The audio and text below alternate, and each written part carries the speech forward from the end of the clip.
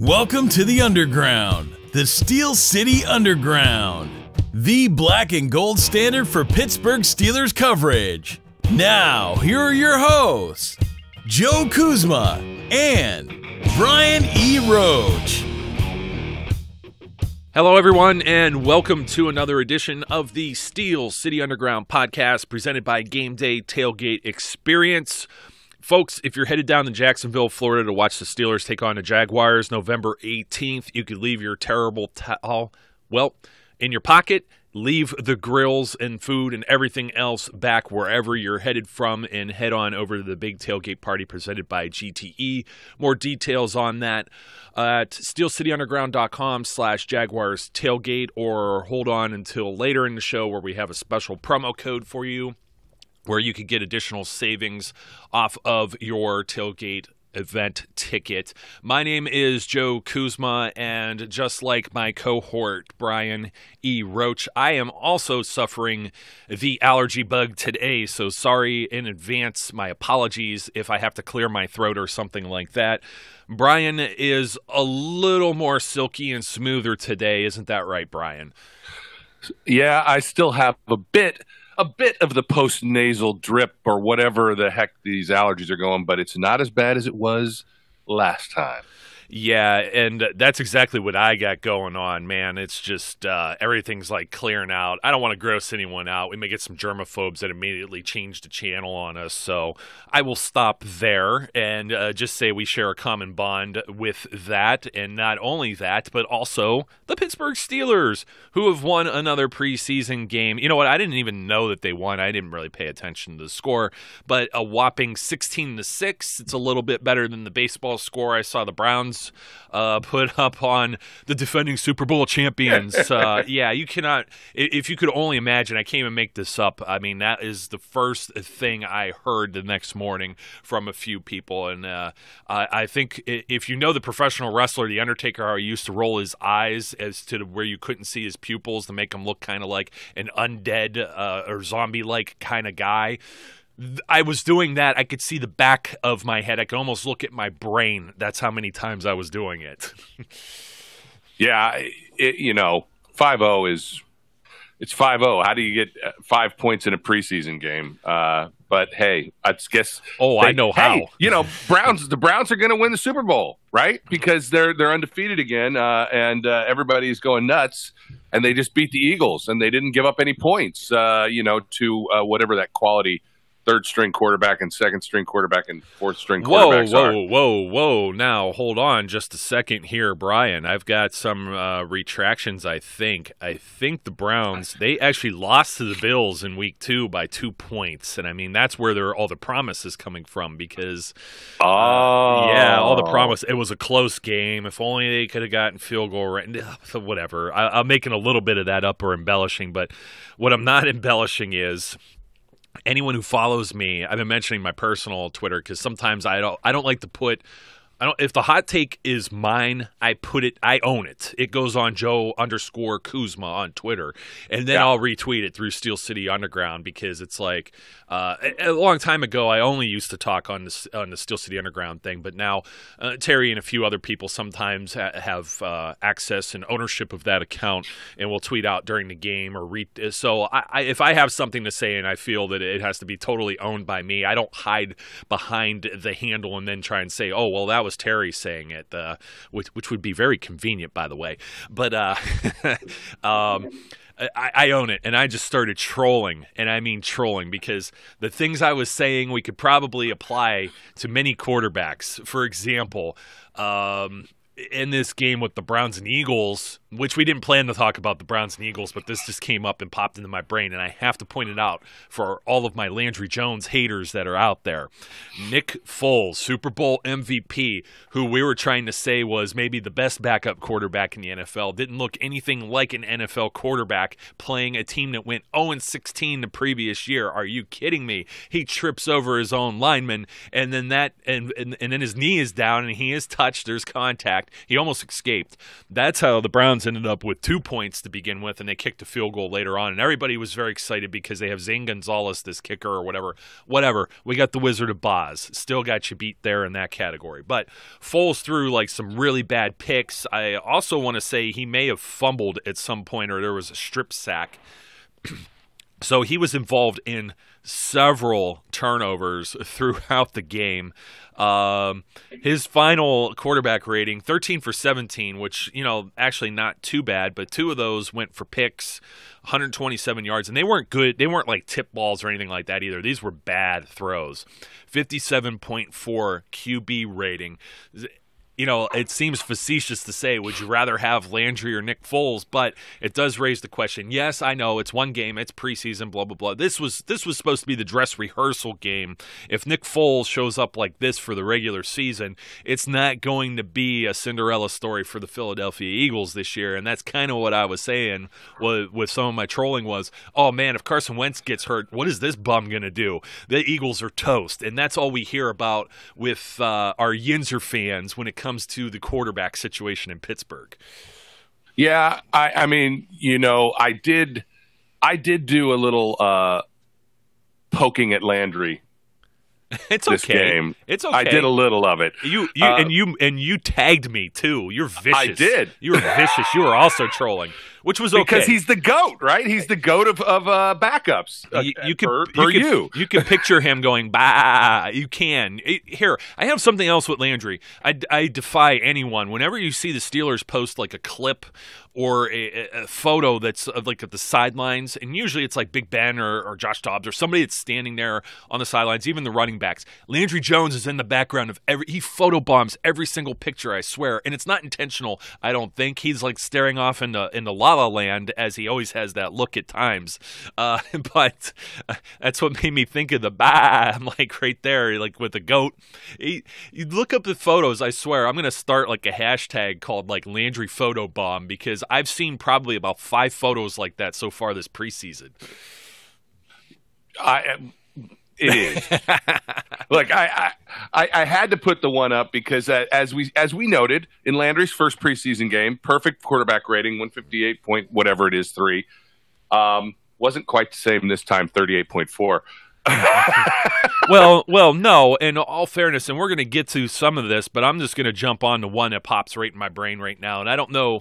I'm sure everyone's like, oh, well, he threw this one pass toward James Washington, and it was pretty much in the only place where Washington may have been able to make a play, and it was somewhat overthrown. But guess who else did that? Ben Roethlisberger did the same exact thing, which makes me wonder, okay, either both quarterbacks made a mistake, or James Washington, who they were definitely trying to incorporate into the game plan. Now, mind you, the preparation for this game, Mike Tomlin said they took a more regular season style approach in their preparations for the game Saturday night, or Saturday afternoon, I should say, leading up through that week. So they tried to get James Washington incorporated. Obviously, the deep ball is going to be part of that repertoire. And neither Landry or Ben Roethlisberger got it in a spot where I think Washington could have made a play. To me, I will be fair. I believe both of them were overthrown. And I also got to say that both of these guys, Landry and Ben, were trying to get Jesse James killed, and they may have succeeded in this game. My goodness, yeah. Ben must have threw 3 or 4 over him. And then Landry he actually did put one through a window with 2 defenders, a dangerous pass, but he went for broke on like a third and whatever in the red zone. And that's kind of like that's the kind of throw you'd expect Roethlisberger to make, and I was actually quite surprised, but it didn't have a high success rate there. But again, Jesse James nearly gets killed. Now he has a back contusion, and you may be seeing like what was I saying, Chukawarma. Bucky. Yeah, well, we're going to see Bucky more than likely. Bucky may make the team by default. I don't know, man. Let's just jump on the tight ends. I mean, Vance McDonald still has a hurt foot. He was quoted as saying he feels like he should be ready for week 1, but you consult with the team doctors on that, was kind of his asterisk. And same thing with Xavier Grimble. I think had a minor procedure on a broken pinky or something like that. And I said he looked very sharp and in shape, but he's also on the shelf. Now, I don't know how serious the Jesse James thing is. Everyone all of a sudden is in panic mode because it's the third tight end getting hurt. They usually only roster 3 of them. We weren't going to get into depth charts and stuff, but this is the Bucky Hodges show from here on in. He got a lot of snaps. I don't think he may have been. He wasn't targeted. He wasn't even targeted, but he was out there quite often. He was out there whenever they needed a second tight end. He was out there early in the game because he's the only other guy they had they could put on the field. That's the other reason why Jesse James was out there as much as he was and subject to risk. So I don't know. I mean, Bucky has a shot to impress and maybe even try and make the roster, which could bump somebody like Xavier Grimble or something off. I don't think the team can. This is what I don't want to see. I don't want to see Vance McDonald start the season on IR. We're right back to the Ladarius Green situation from 2 years ago, and this guy's never going to get integrated into the offense and never be relevant. Yeah, I don't think that's going to happen, but nor do I. But I hope. We'll have to see. Look, McDonald had the tag of being an injury-prone guy. He does seem to get dinged up every now and then. But we did see promise at the end of the last season. We'll have to wait and see what shows up this season and how it transpires. But yeah, this opens things up for guys like Bucky Hodges and Pharaoh McKeever, who are going to probably be and Christian, what's his name, Williamson. Those guys are all going to get a lot of snaps this game because I doubt Jesse's going to play. He probably wouldn't have played anyway. But now your other tight ends are hurt, so it's going to be their show, and one of them may end up having to make the roster if one of our starters our top three guys can't play in game one. We'll have to wait and see how this all boils down, but it'll be interesting because it'll at least give us something to watch in that game. Yeah, and we'll be as much as we can previewing that. More than likely talking about the players you'll need to watch out for and the short turnaround for a Thursday night game, traditionally always against Carolina Panthers. It's nice that they have someone that's, in the NFC, in the other conference, that they usually don't play during the season. I mean, that's a little different this year, but typically they just play the Panthers all the time, and they switch home and home each year with preseason, and it's kind of cool to have a short bus trip. In fact, most of the trips or most of the teams that they play, they don't go too far. I mean, Green Bay was maybe an exception. Philadelphia is usually on deck most of the time as well. But you see, I think Green Bay was playing the Raiders. They had to travel all the way out to Oakland for a preseason game. It's like, geez, man. I mean, that's a little rough for the preseason, but I don't know. You don't have to make it too cushy on these guys. They are professionals, and I think some people like the drill sergeant mentality. I'm not totally opposed to it. It has. Let's put it this way: it has its place in certain situations, certain times. So, the Tennessee Titans, though, were the team at hand on Saturday. 16-6. I mean, we got the usual heavy dose of Pete Morelli and his officiating crew, as we expected.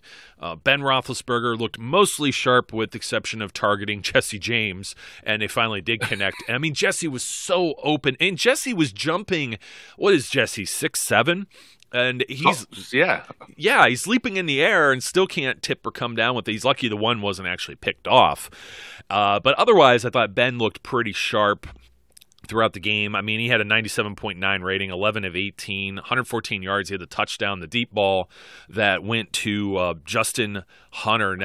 I mean, exactly what we expected from Ben. The wide receivers were an interesting let's put it this way. Antonio Brown was in street clothes. He wasn't playing, so I'm like, I want to see who's going to end up playing in this game. So they start with a 3 wide receiver set. It's Darius Hayward-Bay. It's Justin Hunter, who we weren't really sure if he's in a doghouse or something or what his odds are of making the team, but he's another one of these guys that's over 6 feet tall that can run in a straight line and has been much like the same career path that Darius Hayward-Bay, underwhelming for being a higher draft day pick throughout their career, and may end up reviving it here in Pittsburgh.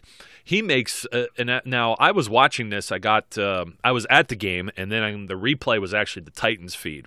And it's kind of funny because the Titans feed is like, okay, I understand the Pittsburgh fans are, and I saw that they didn't signal touchdown. I even have binoculars now for this, and I'm watching, and they were signaling like out of bounds, like the two-handed thing that they do, like sweeping motion. Yeah. And people are still kind of cheering because you got a lot of people that go to the preseason games. They bring their kids, as I did, and it's a cheap ticket. You could actually, go to a game or just see the stadium and see a few players and whatnot. It's not your normal fans. Not that would make much of a difference. They may have gotten a little overzealous as well. But quite a bit of, what do you want to say, celebratory stuff from the fans, twirling towels. They're waiting for something to happen, some action, because it's preseason. And the Tennessee Titan broadcast team, Charles Davis was the color guy and then they have a play-by-play dude as well. And the play-by-play guy's like, I understand the people in the stadium are a little excited, but that was out of bounds. It was pretty close to Dory Jackson, who I thought played a pretty darn good game too. He's a heck of a corner. That was a good test for the wide receivers.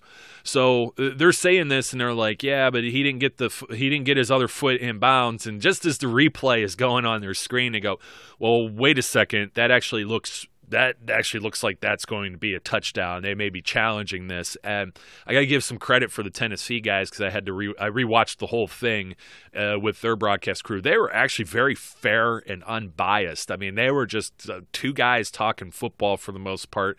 They had their slant, they had their focus on their guys, obviously. But I was quite impressed. It wasn't like the homerish stuff like you hear when the Eagles game, for example, where they're saying, "Oh, that's a penalty" or whatever in the preseason and trying to make it sound, like the other team. They were just kind of just calling the game, and I really appreciated that. So Hunter did get his other foot down, and they end up challenging. Pete Morelli and his crew still can't see, and I'm sure Brian somewhere was throwing things at his TV and probably had to move to another room after he broke his set.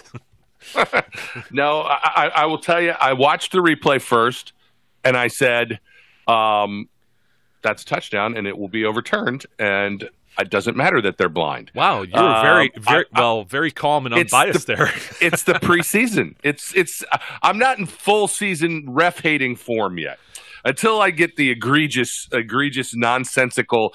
I do get aggravated when they refuse to call holding on obvious holding situations. But at the same time, this one was clear that it was going to get overturned, and had it not, all right, then yes, had it failed to be overturned, I might have broken something. So I was talking, Tommy Jaggy and I are like forehead to forehead, mano a mano when it comes to the quarterback thing here. If you think I'm all over Landry Jones, he's all over Josh Dobbs in much the same way, and he's very vehemently opposed to keeping the older Landry Jones over Dobbs. And one of the things was in this game you had two situations that were somewhat similar, and it was like that peculiar Ryan Shazier type pick. I think it may have been against the Jaguars, and then the week before the Ravens had picked one off of Antonio Brown. It was almost like they stripped the ball and it gets counted as an interception, which in this case it did against Jones. This was the other side of Justin Hunter, of course. He wasn't able to hold on to that ball, and since it doesn't touch the ground and ends up in the arms of a Titans player, it's by statistically put in the books as an interception for Landry. So yeah, that 38.4, that it was 6 of 9 for 44. I mean, it was still pretty sharp. It was that one miscue deep ball. He was looking for it more than once and ended up checking down, I know, at least on one of them. They were trying to connect with Washington, and so was Ben, actually. But yeah, that was the other side of Hunter, and that one was Hunter didn't actually get his rear end down or a knee or an elbow or anything, whereas later in the game, LJ Fort, I mean, the guy's like on the ground, like really on the ground. You could have pinned him on the mat like amateur wrestling, and he rips the ball from him and then runs off. And then of course all the fans that are still left in the stands are screaming their heads off and whatnot. And it was like, no, sorry, that one doesn't work quite the same way. But yeah, you're talking about the goofy. That was forward progress, they said, and that ball didn't quite come out before the guy hit the ground. Whereas Justin Hunter, I mean, it was out and then he hits the ground, unfortunately, and that killed some momentum from the turnover we'll talk about here in a minute. But back to the receivers, Juju, everything is advertised and then some. This kid's going to have a big year. Yeah, I mean, He had one really egregious looked away drop that would have resulted in a first down, but the rest of his night was pretty solid. I believe two, because there was a fourth down. There was a fourth down one, and then there was another one that was like a quick slant on a third down. The fourth down pass I put on Ben more than I put on Juju. The ball was clearly behind him. Yeah. His hands were on it, so technically, yeah, he probably should have caught it. But with a quarterback draped on you or cornerback draped on you and a ball that is not placed as well as it should be, I can forgive him that one. The other one was right in his breadbasket, and he just dropped it. And he knew it. Yeah, that's so. He's 8 targets, 6 receptions, 7.7 average, 46 yards total. I think he ran a lot out of the slot, a lot of crossing patterns that were underneath, and they didn't really stretch the field with him. But it just goes to show he can essentially play any of the wide receiver positions, and I don't think we're going to have a letdown year with him. I think you're right. I think he's primed to have another solid year. And I thought overall he had a solid, good game, and probably considering most of the preseason, I think he's had a solid preseason. Again, like everybody else, I'm not sure we're going to see him much on the Panthers game. Don't need to, please. Keep him on the sidelines. Rounding out the rest of the receivers, I mean, DHB was non-existent. He wasn't targeted at all. And DHB was the one that kept getting pulled on and off the field. And when we talk about who we think is going to make a 53 or not, I don't know, man. I mean, he's still incredibly sharp on special teams. His presence is well known there as opposed to Hunter.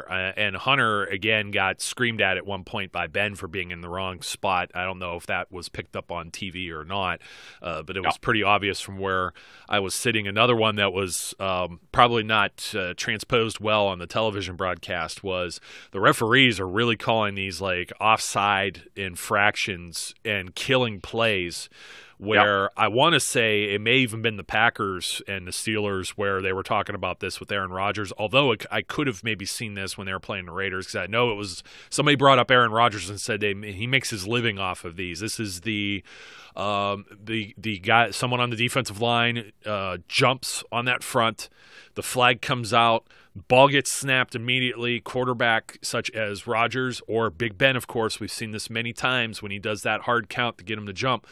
Everyone knows to just streak, just go downfield. And Juju was flying downfield and probably had 3 or 4 yards on his coverage easily. And Morelli and crew blowing the whistle immediately. And Ben literally turns around facing towards the other end zone and just kind of, I don't know, it was like a basketball spike because he didn't throw the ball in the dirt. He just kind of slammed it on the ground, like from the laces straight down, slapped it into the ground.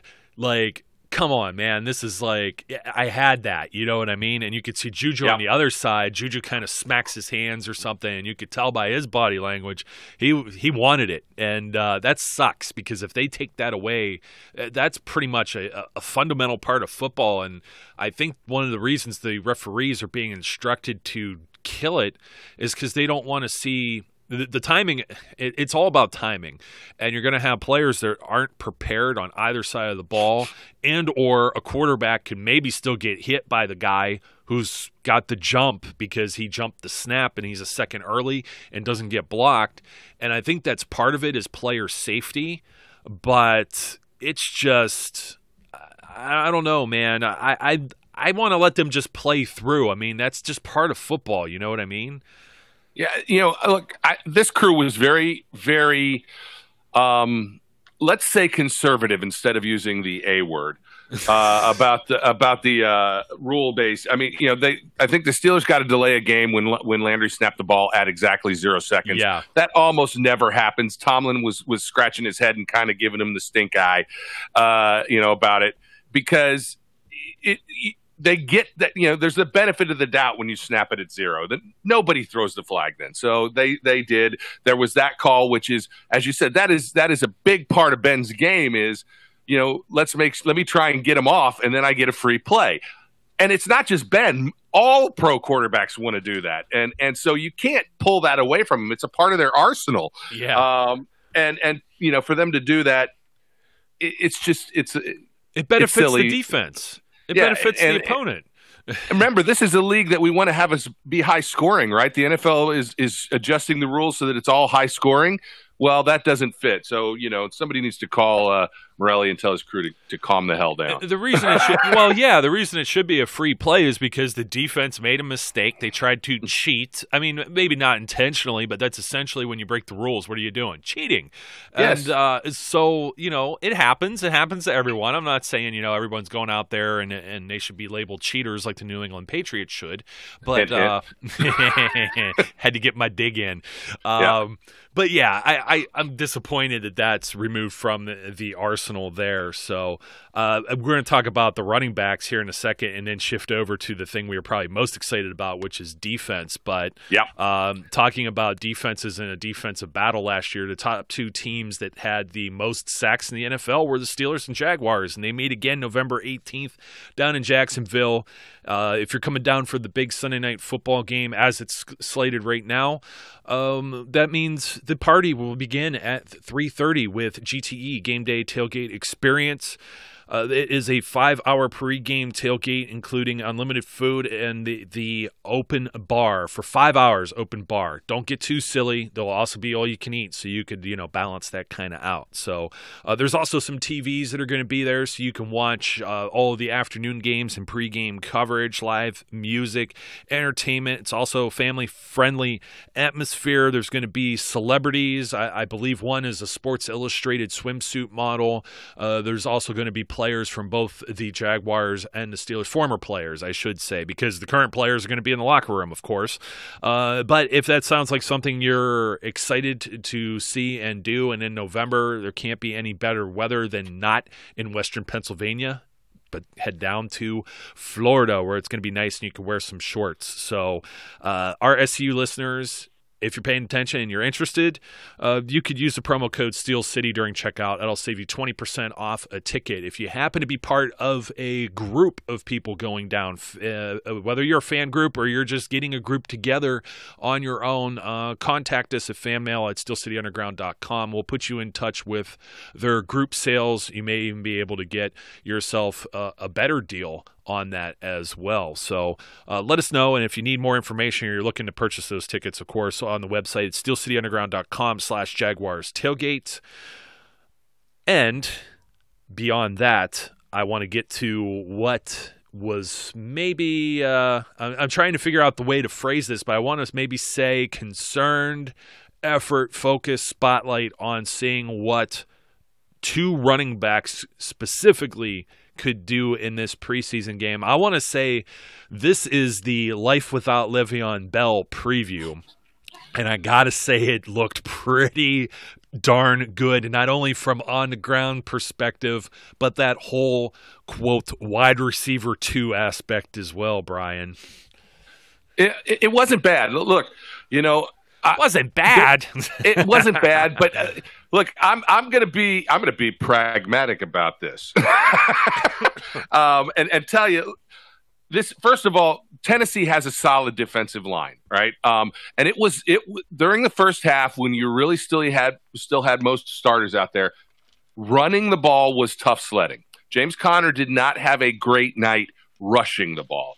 10 attempts, 18 yards, 1.8 yards. The longest rush he had was 4 yards. The flip side of that, though, is he caught 6 of 6 passes.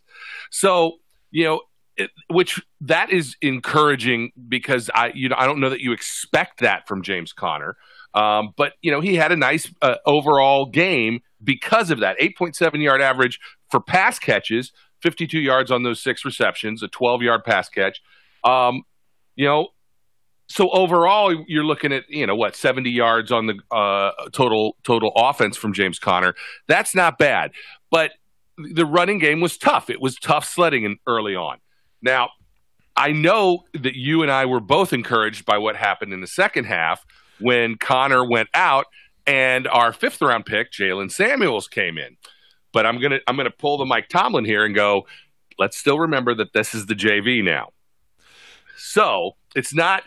I'm happy. I saw more rushing ability from Jalen Samuels than I anticipated seeing. He had some nice, really long runs. He had a nice pass catch for a touchdown that unfortunately was negated, where he broke a couple people's ankles on some really nice moves. It was very sweet, and that's where we expect him to excel, is in catching the ball out of the backfield. The point, I guess, is I agree that what this shows us is life without Le'Veon Bell may not be as bad as some of the doomsayers think it is, but I also don't want to say that they looked fantastic tonight in the best role. They looked good. I was pleased with it, but I'm taking a grain of salt still. There were some tweets out there who said, okay, it's the system. I hear you. The people are like, they want Le'Veon Bell, get something for him, trade him. They're going to get something after this year. And that's going to be a round 3 comp pick. That's the highest you can get in the compensatory system, because they're not going to sign anybody that's going to be anywhere near a free agent, if any free agent of that caliber. Period. No. They just don't have the cap. They don't have the cap room, and I don't think they're going to replace Bell with a high dollar free agent running back that there probably won't be any aside from Bell to begin with. So assuming Bell does not return, which, I mean, it seems pretty much at this point you would think it's leaning heavily towards him not being a Steeler in 2019, but he will be a Steeler in 2018. And I have to ask the question here: do you really think a Le'Veon Bell, who has not had any training camp or preseason, if they were playing this game for real, Week 1, Tennessee Titans, and he gets, let's say 10 carries, does he do any better than 18 yards that Connor did? I really don't know. He may even do worse based on last year. I think it's very conceivable that when we play this out in Game 1 against the Browns, that Bell is going to underperform. And it should be expected. Yeah. You shouldn't expect him to come in and be at full game speed and full game strength and in total football shape. He won't be. I don't care what his regimen has been, wherever he's been, and minus the strip clubs and all that. Yeah. But you don't expect a guy to come in shape unless he's been in training camp. Well, it may help if he doesn't do the Dairy Queen thing, because the employees, he probably had his mouth underneath the ice cream machine last year and doing that little prank or stunt, which he's wheezing the juice, man. Yeah. I would really like if he just if he's going to show up and play this year, sign the tag tomorrow, sign it right away, get your butt in and start practicing. They're not going to play in the 4th week of the preseason anyways, and on such short notice. Nobody's going to do that when you're already getting all this money and you're you're part of the plan for 2018. Get in there, please, but don't do this less than a week type thing. Start. Put the pads on. Let's go. You know what I mean? That's what I want to see. So we skipped over one, and I was happy with Jalen Samuels, by the way. He's got some wiggle, and he caught a handful of passes too. Actually, 4 of them for 36 yards, which was nice. And the other one was negated, unfortunately. And he was breaking tackles left and right. He's got some vision. He's deceptively quick. You know what? He almost has. He doesn't have quite the hesitation behind the line, but he almost looks like he has that similar pause to the Le'Veon Bell has, and it's like the Matrix. Everything slows down for him, and as you're watching it in real time, it reminds me of there's the one guy, and he's probably my favorite non-Steeler of all time, Barry Sanders. And I know it's a big name, but Barry Sanders was very famous for that. He's also famous for losing yards as much as he gained. So, but Barry had some wiggle. I forgot a name on the wide receiver crew, and this was a kid. I say this because everybody's younger than us these days. He comes in. He comes in with the first team, and I'm like, really? And that was Trey Griffey, and more than once too. And he was targeted. He was targeted twice and caught one. And whether this is a sign of something that we aren't expecting, and maybe he sticks around on the practice squad, or maybe they think more of him than we imagine. But regardless, it was nice to see him get some love and get out there with the first team, get some reps with Ben, because maybe they're helping him build his resume, if nothing else. And as I said last time around when we reviewed the Packers game, it just warms my heart to see a Griffey out there and getting some balls. So maybe there's a chance that he sticks around in Pittsburgh for a little while. We'll have to wait and see. Yeah, we will. Now, the moment of the hopefully not an hour long show, because we're going to do defense now. But we've been talking about a whole lot of other things besides offense, but the defense and the gentleman who had we were pushing for it. We didn't think it would happen, but it did, much to like the surprise of many with Trey Griffey getting some reps with first-team offense. Matthew Thomas, undrafted inside linebacker from Florida State, not only got some time, apparently they also have a package named for him called Seminole, which if you're not familiar, Florida State Seminoles, that's where he just come from, his alumnus there, or his alma mater, I should say. Matthew Thomas now maybe a little bit of the jitters, being new. Looked like maybe on the one play he may have been a little responsible. Nearly recovers and stops short of the third down conversion. But he looked sharp. He had one or two real nice run stops. It looks like his awareness is there, but also the speed. I'll tell you what, man. I was feeling very not so hot on the inside linebackers or in like the defense from the week before. Now we told everyone wait. This was a much better performance by the defense for all those same reasons. We got to see a few more bodies inserted in there like Cam Hayward and Sean Davis, a much clearer picture. John Bostic, to me, is almost like we were saying with Justin Hunter, off and on, because I saw some good, I saw some bad as well. But overall, the inside linebackers hadn't been really exciting me. Vince Williams, once again, real deal here, just signed that big contract for a reason too. So very excited about everything that he's doing. And I'm not just talking about the sack. He's moving guys into position and everything else too, if you're watching close enough and getting the defensive calls and whatnot. But Bostic was the one coming off the field for Thomas. We didn't see Dirty Red Tyler Matakevich inserted in that same type of role. And it appears, man, this may be coming to fruition where God forbid if Bostic were to even get banged up, he may lose his job outright within the first quarter of the season if this Matthew Thomas continues to ascend, because it was all the off-field stuff that kept Thomas from being drafted. Otherwise, this guy would have been maybe third, fourth round, maybe even better. Who knows? So yeah, I mean, he performed at the combine. So you look at his combine numbers, and then take into account the other things that may have occurred with him if he doesn't have those off-field issues. He could have been a second-round pick. It's possible. Third round seems right to me, but he could have ascended up into the second round. Look, I'm gonna give our boy Zachadonia a shout out again here. Get your hashtags ready for the Thomas Hive. I don't actually understand why we call things hives. Yeah. I don't know why it's a hive. Killer bees, maybe? I don't know. Bee things. I don't get it. I don't know why all of us supporting a player becomes a bunch of bees. But lit. Hey, whatever. It's lit. Matthew Thomas is lit. Get your Thomas Hive hashtags out there. Get your Thomas Hive banners and shirts ready, because the kid looks like he's got something, and I think they see it. I was very encouraged watching him get some first-team reps because, as Mike Tomlin likes to say, it didn't look too big for him. No, it didn't. It didn't. Even that spot where he may have sunk a little deep on the D, and it was a drag route. I want to say with tight end. I'm trying to think who the guy's name is now. It's escaping me. I think it was Tajay Sharp, or maybe he's not a tight end. He's one of the receivers, I think. Semish, was it Semish? I don't remember. Could have been too. He was quite involved in the game, but whoever had it, it came clear across the field and from the other side. And I think Thomas sunk in a little deeper. And I want to say Hayden and maybe Edmonds, or maybe even Sutton or Davis, one of the other DBs. There was too many people covering a specific spot on the field, and that's what left that little underneath part open. And that's the way plays are designed. They're designed to find weaknesses in the defense and exploit them. So they did there.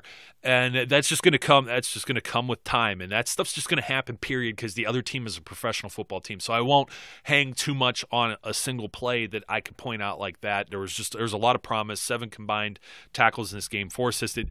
This is the type of thing you want to look at when you're saying, hey, you know what? All of these guys are bums and can't tackle. This guy can tackle in the open field. He brought somebody down big time too on another play. Like, tight end crossing pattern, yeah. It was like a German suplex. Yep. It was pretty darn cool to see. That's what we got to see out there. Now, you want to know who else?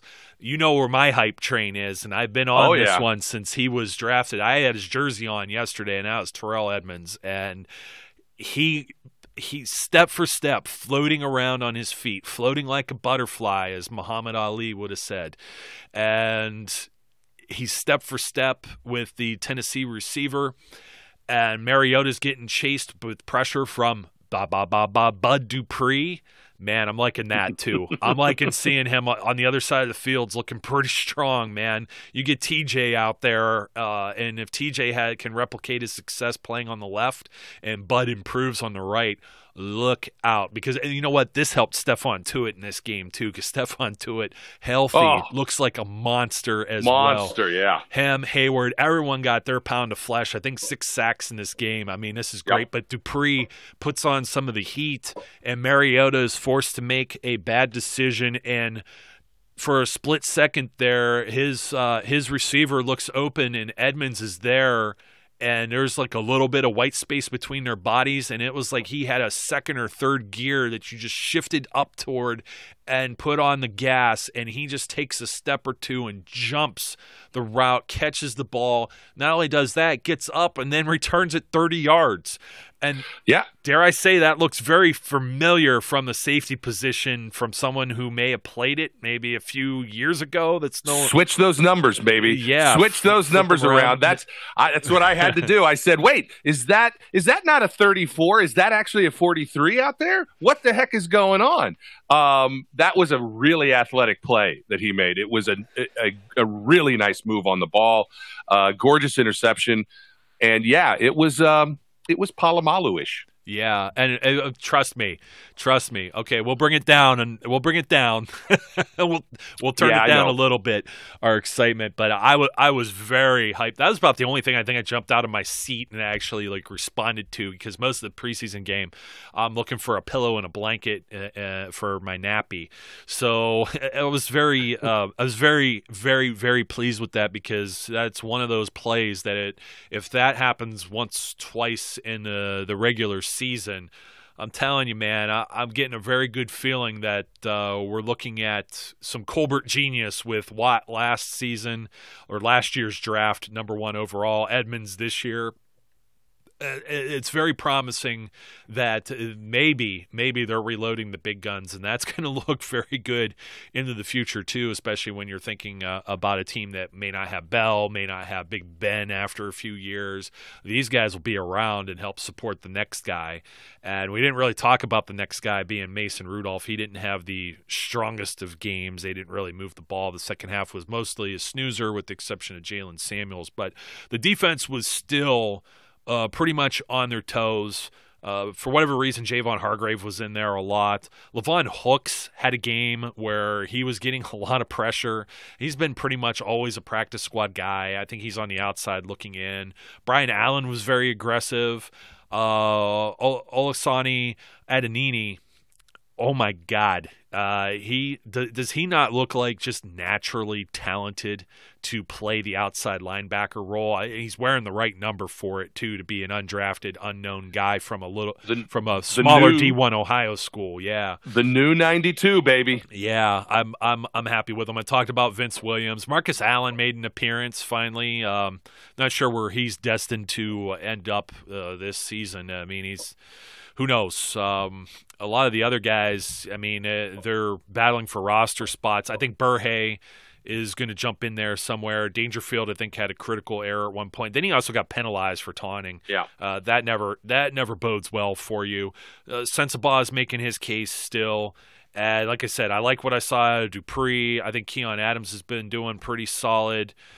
outside of all of that, man, much better defensive effort. Like I said, 6 sacks. What else did they get? They got 2 picks. The one at the very end was kind of just, it was thrown up. And it was a gift, yeah. It was Blaine Gabbert, again, he's a guy with NFL starting experience playing against JV teams here.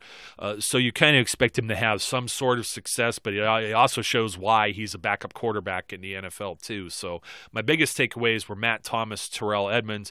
LJ Fort had that kind of goofy strip or whatever, but I think LJ Fort still had a pretty strong game where he showed that he was a veteran player that's still capable to contribute. I just don't know if the numbers, when you start talking about they have so many DBs, so many receivers, a number of running backs. Stephen Ridley didn't get in. You still have the quarterback situation. Josh Dobbs didn't get in, which I think kind of tells you, well, they already saw what they saw with Dobbs, and it's not unlike Mike Tomlin and company to not play all 4 quarterbacks in these games. They don't ever do that. There's just not enough division of labor there to do that. I mean, Rudolph, I don't even think Rudolph threw as many passes as Landry Jones did, and Landry Jones played, a quarter or less than a quarter. So when you start to put all this composition together, I don't know where guys like an LJ Fort end up that have been, practice squad guys before. You can only do that for so long, and then your eligibility for that runs out. The same thing happens with the Fitz-Toussaint, who did not. It was all Connor and Samuels. They each got a half. So, yep. These are the things we're going to be talking about heading into Thursday's game on the short turnaround and see who's got to do what in order to make the 53. Yeah, I got to touch on this because, I'm going to have to say this. I'm anticipating 14, 15 times this year, but Cam Hayward is a grown-ass man. Only that? I'm picturing every week. Yeah, maybe every week. It very well could be. But this is an example of, again, we told everybody last week, don't get too down, get off the bridge, don't jump off the bridge about the defense yet. There's a lot of starters who didn't play, and it's not just, a lot of the Yinzers came back with, well, they played against Jacksonville, blah, blah, blah. And, I get it, but it's still, this is early in the season, and what you saw yesterday is what we anticipate happening. It's not just that the starters play better, but because the starters are in, the rest of the team elevates their game around them. That's what veteran starters do. They help the rest of the team elevate. And you saw that with Cam and Tuitt. Tuitt played better in this game than he has earlier in the preseason. Why? Because his buddy on the other side is in there. You got your regular starting defensive line unit there, and all of a sudden it starts to gel, and you get intense pressure. Tuitt was a monster yesterday, and is very encouraging as maybe a season where he's going to start to be even more disruptive than he has been in the past. Cam was Cam, just steamrolling a guy to get to the quarterback. And they looked really solid. Once you get that group together, I'm not saying there won't be hiccups. It's still a work in progress. You've got moving pieces there to a certain extent as they try and integrate some of these younger players. And there is a question in the middle of the defense at the inside linebacker position initially until they get all that sorted out. But this is a group. And Vince Williams said this after he signed his contract. He thinks it's a top 5 defense. This is a group that by the end of the year could easily be a top 5 defense. And that's because the secondary. We talk about quiet, not hearing someone's name. Artie Burns. Joe Hayden, too. Joe Hayden definitely got like a nice little ankle tackle in run support that may have broken out off at the edge there, which was great.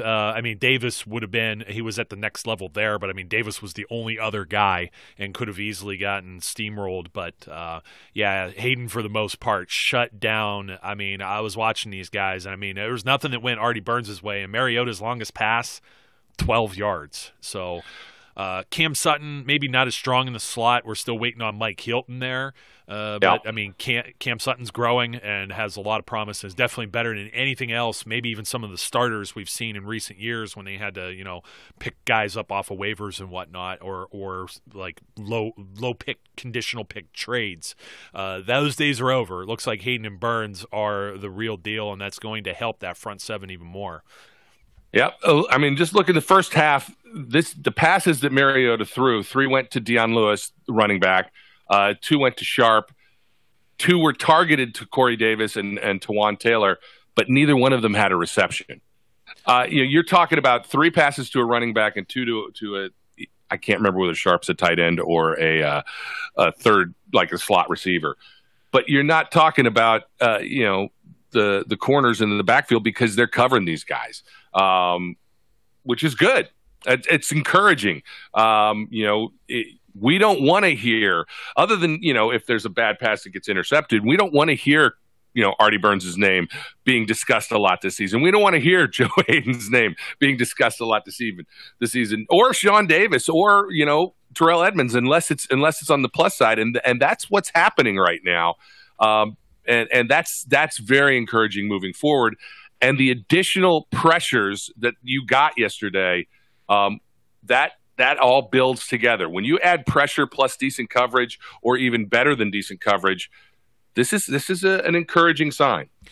And all of the different things that they're going to be doing. There was a lot of 3-4 yesterday, and then there was a lot of other different looks as well. And we're talking about like almost 10 guys in the box at one point, which means you got some corners playing some man and some press coverage, which was always a criticism for so long because he had guys that couldn't do that.